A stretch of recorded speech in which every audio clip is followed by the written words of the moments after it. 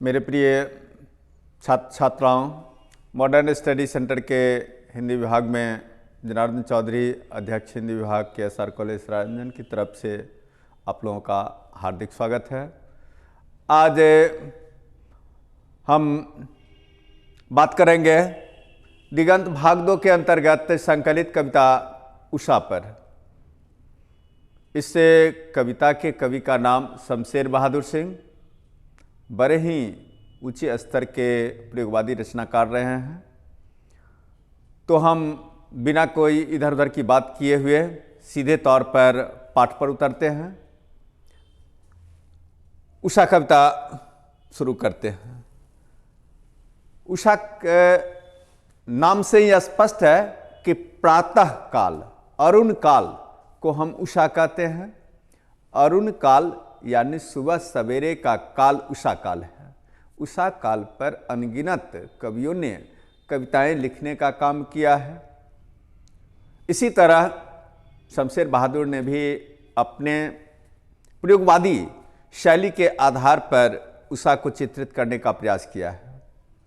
तो हम शुरू करते हैं पहले कवि शमशेर बहादुर सिंह के जीवन वृत्त से।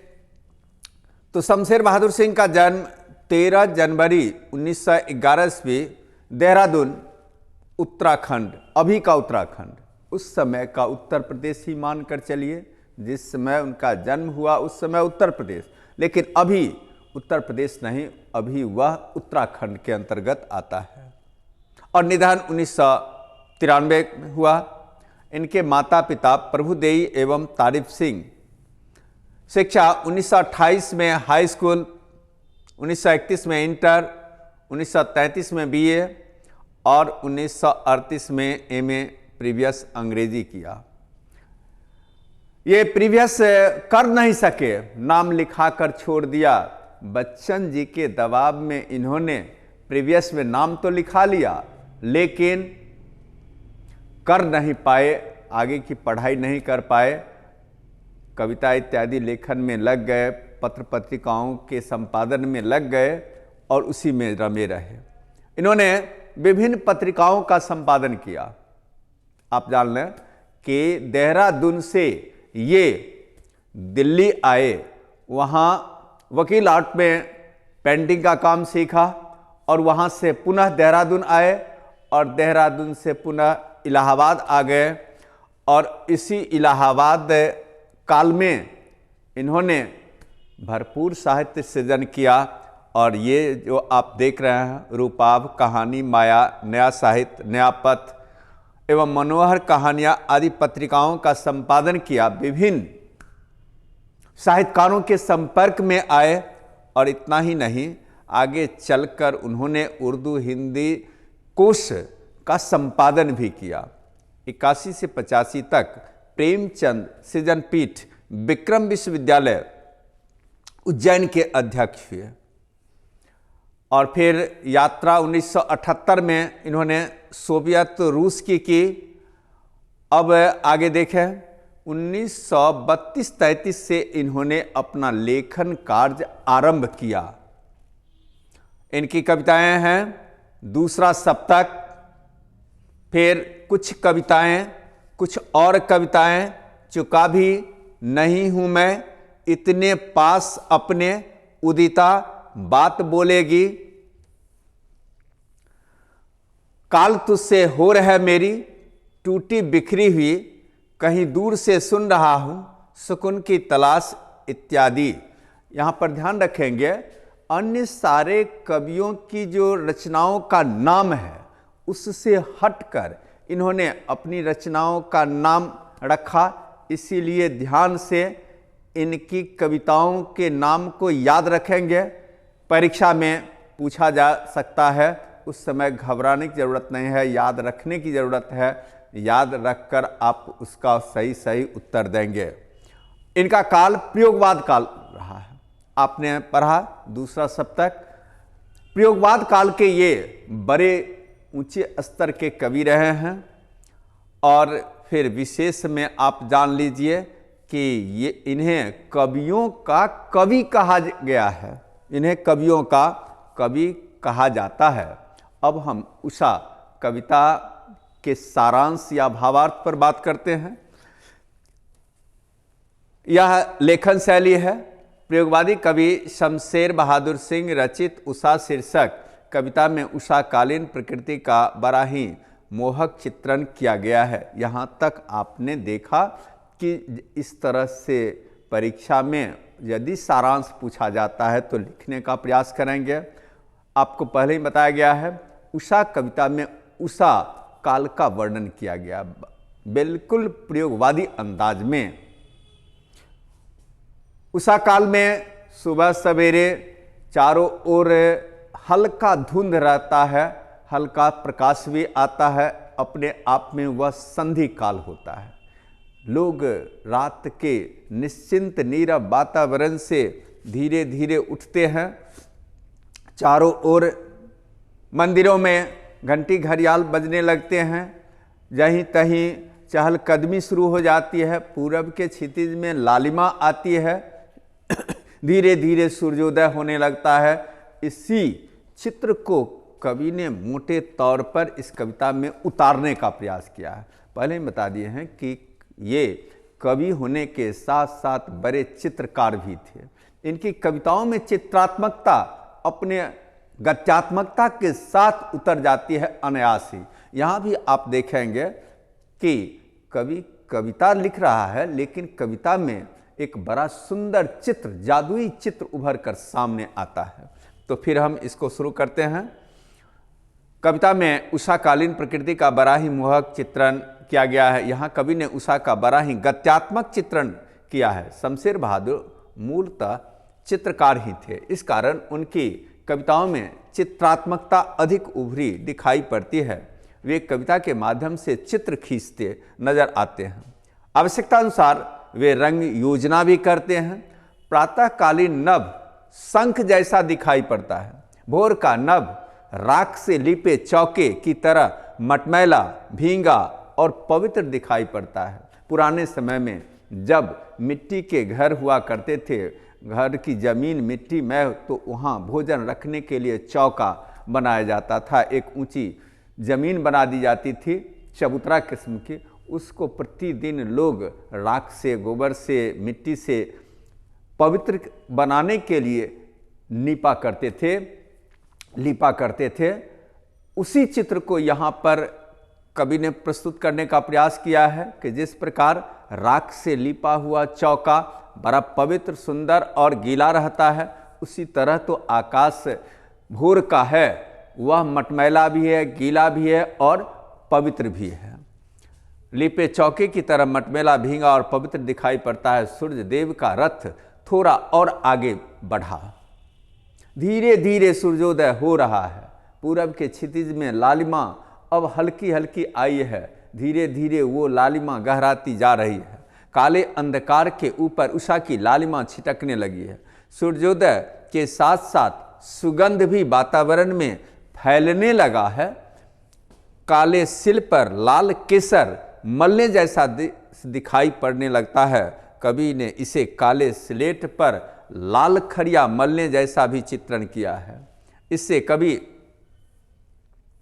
के हृदय का वात्सल्य भाव उमड़ता दिखाई पड़ता है। जैसे एक छोटा बच्चा स्लेट पर लाल खड़िया से घस रहा हो तो थोड़ी सी कालिमा स्लेट की दिखाई पड़ेगी, और जहाँ जहाँ घसा गया वहाँ पर लालिमा भी आ जाती है।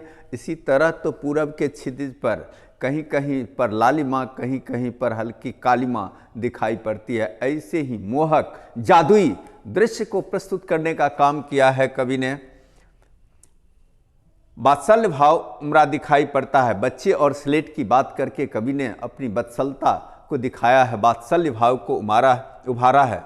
नदी के निर्मल जल में नहाती गोरी नायिका की झिलमिलाती देह की तरह छोटी छोटी लहरियों के बीच उषा की लालिमा प्रतिबिंबित होती है। सुबह में आप देखते हैं हल्की हल्की हवा चलती है, और उस हवा के कारण गांव के जो ताल तले हैं उसके पानी में हल्की लहरें आती है। ऊपर से आकाश से जो लालिमा का बिंब उस पानी में पड़ता है, तो लहरों के कारण वो पानी में हिलता डुलता दिखाई पड़ता है, झिलमिलाता दिखाई पड़ता है। उसी दृश्य को कवि ने यहाँ पर गोरी नायिका के देह की झिलमिलाहट के माध्यम से प्रस्तुत किया है। झिलमिलाती देह की तरह छोटी छोटी लहरियों के बीच उषा की लालिमा प्रतिबिंबित होती है। इस संदर्भ में जादू का आकर्षण दिखाई पड़ता है।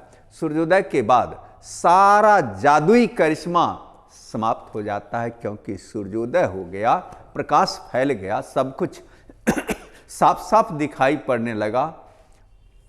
इस प्रकार पूरी कविता में कवि ने प्रातःकालीन परिवेश का बड़ा ही मनमोहक गत्यात्मक चित्र खींचने का प्रयास किया है। कवि ने इंद्रिय बोध के लिए सुंदर बिंबों का प्रयोग किया है। ऐसा बिंब बोध दिया जिसको आसानी से अनुभव किया जा सके, सुंदर बिंबों का प्रयोग किया है। और यह भी जान लीजिए कि यहाँ पर जो उषा काल का चित्रण है वह पूर्णतः ग्राम्य संस्कार संस्कृति पर आधारित है। ग्रामीण परिवेश, ग्रामीण संस्कृति, ग्रामीण संस्कार को ध्यान में रखकर उषा काल का चित्रण किया गया है। इसी के लिए तो शंख की बात की गई है, राख से रीपे चौके की बात की गई है, लाल केसर की बात की गई है, और फिर नदी निर्मल जल में नहाती गोरी नायिका की भी बात की गई है। अब आगे हम व्याख्या शुरू करते हैं। सप्रसंग व्याख्या छोटे छोटे खंड में इसको बांटकर किया गया है। प्रातः नभ था बहुत नीला, शंख जैसे भोर का न राख से लीपा हुआ चौका। अब इसको व्याख्या जैसे लिखाया था उस तरह से आपको लिखना है। प्रस्तुत काव्यांश प्रयोगवादी कवि शमशेर बहादुर सिंह रचित उषा शीर्षक काव्य से उद्धृत है। एक में आपने कवि का नाम और कविता का नाम स्पष्ट कर दिया। एक पंक्ति में भाषा कसी हुई नहीं चाहिए। जितनी कसी हुई भाषा होगी उतनी सुडौल भाषा आप ही मानी जाएगी, आकर्षक। जैसे बदन जिसका जितना अधिक कसा हुआ होता है उसका बदन उतना आकर्षक होता है, इसी तरह जिसकी भाषा जितनी कसी हुई होती है, खासकर व्याख्या इत्यादि में, उसकी भाषा उतनी सुंदर मानी जाती है। तो आप यहाँ देख रहे हैं एक पंक्ति में ही कवि और कविता का नाम स्पष्ट कर दिया गया, जिसमें कवि ने उषा कालीन प्रकृति सौंदर्य का बड़ा गत्यात्मक चित्रण किया है। गतिशील बिंबों के सुंदर प्रयोग के कारण इसमें चित्रात्मकता अधिक मुखर हो गई है। प्रातःकाल का नीला नभ शंख की तरह सुंदर पवित्र दिखाई पड़ता है। वह तो राख से लिपे चौके की तरह मटमैला, गीला और अत्यंत पवित्र होता है। यहाँ पर दो बिंब एक साथ आया है, एक तो है शंख और दूसरा राख से लिपा हुआ चौका। शंख का मतलब हुआ सुबह सवेरे मंदिरों में जो घंटी इत्यादि बजती है, शंख इत्यादि बजता है, जिससे कि बड़ा सुंदर पवित्र आवाज़ सुनाई पड़ती है, उसको चित्रित करने के लिए। और फिर वातावरण में जो आर्द्रता है, वातावरण में जो धुंधलापन है, उस धुंधलापन को, उस पवित्रता को, उस आर्द्रता को चित्रित करने के लिए राख से लीपा हुआ चौका बिंब का प्रयोग किया गया, उपमान का प्रयोग किया गया। इस प्रकार उषा काल का वातावरण धुंधला और गीला होता है, वह मंदिर के शंख और घंटी की तरह मोहक और पवित्र होता है। अब हम दूसरे प्रसंग पर व्याख्या करेंगे। बहुत काली सिल जरा से लाल केसर से कि जैसे धुल गई हो। यहाँ पर देखें, प्रस्तुत काव्यांश प्रयोगवादी कवि शमशेर बहादुर सिंह रचित उषा शीर्षक कविता से उद्धृत है, जिसमें कवि ने उषाकालीन प्रकृति सौंदर्य का बड़ा गत्यात्मक चित्रण किया गया है। इसमें ध्यान रहे कि उषा शीर्षक कविता की किसी भी पंक्ति की व्याख्या पूछे तो ऊपर में जो यहाँ पर दिया गया सब में लगभग एक ही बात आती है। ऊपर आपने देखा, फिर इसको रिपीट हमने किया है, जानबूझकर रिपीट किया है, जिससे कि आप इस बहाने अंदाज कर लें, अभ्यास करें और लिखने में आपको सहूलियत हो जाए। प्रस्तुत काव्यांश प्रयोगवादी कवि शमशेर बहादुर सिंह रचित उषा शीर्षक कविता से उद्धृत है, जिसमें कवि ने उषाकालीन प्रकृति सौंदर्य का बड़ा गत्यात्मक चित्रण किया है। गतिशील बिंबों के सुंदर प्रयोग के कारण इसमें चित्रात्मकता अधिक मुखर हो गई है। पूरब की क्षितिज पर लालिमा छिटकते ही उषा सिंदूरी हो उठती है। रात के अंधकार में पूरब का क्षितिज तो काली सिल की तरह रहता है, उषा की लाली छिटकते ही वह लाल केसर से रंगीन हो जाती है। यहाँ कवि ने लाल केसर का प्रयोग कर उषा की लालिमा, सुंदरता, पवित्रता और सुगंध को एक साथ प्रस्तुत करने का प्रयास किया है। आप देख रहे हैं कि लाल केसर सुंदर भी है, रंगीन भी है, पवित्र भी है और केसर में गंध भी है, सुगंध भी है। तो इस तरह सबों को एक साथ एक बिंब के माध्यम से प्रस्तुत करना एक बड़ी कला है, जिस कला का परिचय यहां कवि ने दिया है। अब आगे है, स्लेट पर या लाल खड़िया चाक मल दी हो किसी ने। अब इसको भी उसी तरह से ऊपरी भाग में लिख देना है। प्रस्तुत काव्यांश प्रयोगवादी कवि शमशेर बहादुर सिंह रचित उषा शीर्षक कविता से उद्धृत है, जिसमें कवि ने उषा काल का मोहक चित्र खींचने का प्रयास किया है। गतिशील बिंबों के चित्रण के कारण कविता में चित्रात्मकता मुखर हो उठी है। यहाँ पर आप देख रहे हैं सब में लगभग एक ही बात की गई है, जिससे कि इस बहाने आप रट जाएं, इस पंक्ति को याद कर जाएं और फिर आपको किसी भी पंक्ति में पूछे तो आप इसको रिपीट कर सकते हैं। मोहक चित्र खींचने का प्रयास किया है। गतिशील बिंबों के चित्रण के कारण कविता में चित्रात्मकता मुखर हो उठी है। यहाँ कवि ने रात के तमसपूर्ण क्षितिज पर छाने वाली उषा काल की लालिमा का मोहक चित्रण किया गया। कालिमा पर छाने वाली लालिमा को वात्सल्य रस में डुबो दिया है, क्योंकि एक बच्चे का चित्रण है। ऐसा बच्चा जो स्लेट पर लाल खड़िया घस रहा हो, स्लेट पर लाल खड़िया घसते बच्चे, स्लेट पर कुछ लिखते छोटे बच्चे का जो चित्र आया है, उससे वात्सल्य भाव उभर कर सामने आया है। यह लालिमा ऐसी होती है मानो कोई बालक स्लेट पर लाल खड़िया चाक घिस रहा हो। यह चित्र अपने आप में अद्भुत लगता है। बालकों के द्वारा स्लेट पर लिखा जाना बड़ा सुंदर है, पवित्र है, अबोध है, भोला भाला है और मन को तृप्ति देने वाला है। इस तरह यहाँ पर इस चित्र के माध्यम से कवि ने एक अद्भुत आनंद देने वाला वात्सल्य चित्र प्रस्तुत करने का प्रयास किया है। यही तो उषा का जादू है। कवि ने पल पल नए नए दृश्य को सामने रखा है। जैसे एक जादूगर या जादूगरनी अपने दर्शकों के सामने तरह तरह का चित्र प्रस्तुत करके उसे आनंदित करता है, इसी तरह कवि ने तरह तरह का चित्र सामने रखकर लोगों को आनंदित करने का प्रयास किया है। यही तो जादुई करिश्मा है। नील जल में या किसी की गौर झिलमिल देह जैसे हिल रही हो। अब यहाँ पर देख लीजिए, प्रस्तुत काव्यांश प्रयोगवादी कवि शमशेर बहादुर सिंह रचित उषा शीर्षक काव्य से उद्धृत है, जिसमें कवि ने उषाकालीन जादुई सौंदर्य का मोहक चित्रण किया है। गतिशील बिंबों के प्रयोग के कारण कविता में चित्रात्मकता मुखर हो गई है। यहाँ कवि ने ताल तलैयों की लहरों के बीच झिलमिलाते उषाकालीन सूर्य का चित्र खींचने का प्रयास किया है। अभी तुरंत बताया गया है कि सुबह सवेरे हल्की हल्की हवा चलती है। उस हवा के कारण ताल तलैयों के ऊपर हल्की हल्की लहरें चलती रहती है और उन लहरों के ऊपर आकाश की लालिमा की छाया पड़ने लगती है।